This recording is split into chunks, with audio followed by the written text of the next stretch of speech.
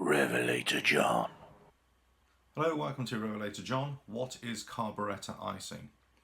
So carburetor icing relates to piston engines with carburetors and can particularly affect piston engine helicopters or small aircraft that operate at a given altitude. So if we consider the carburetor in a very, very basic form, we have a channel through which we have a valve that opens and closes through that channel. So once we open the valve, then we're allowing lots of fuel air mixture to be sucked into the engine in order for the combustion to take place.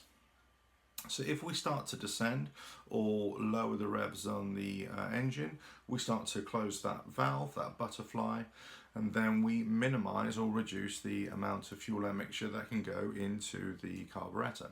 So what happens is, as we're closing the valve, then we create a narrowing. That narrowing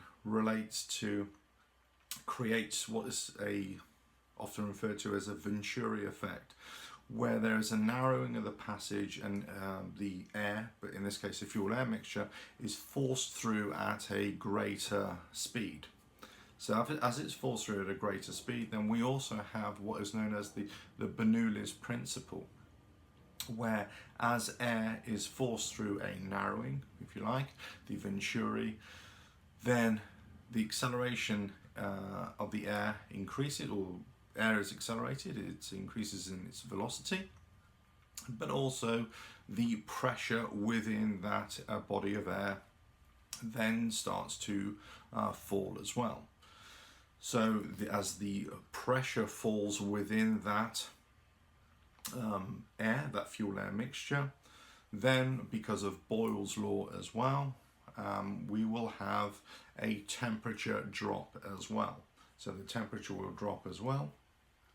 So as the temperature drops to at or below freezing, then we have the water vapor that is contained within air itself will start to condense and will ultimately freeze.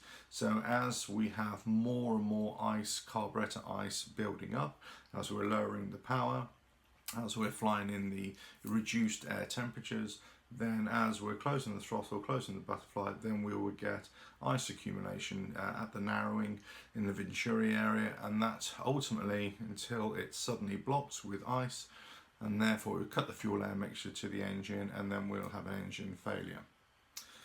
So that in the case of a helicopter, that may mean that we need to enter auto rotation, or then in a fixed wing, then you'll have to enter a glide profile.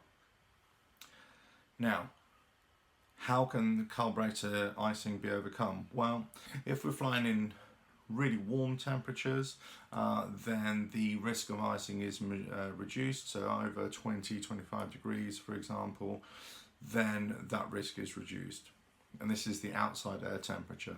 However, most aircraft are fitted with what is known as carburetor heat, where we're artificially heating the carburetor once we're lowering the power required.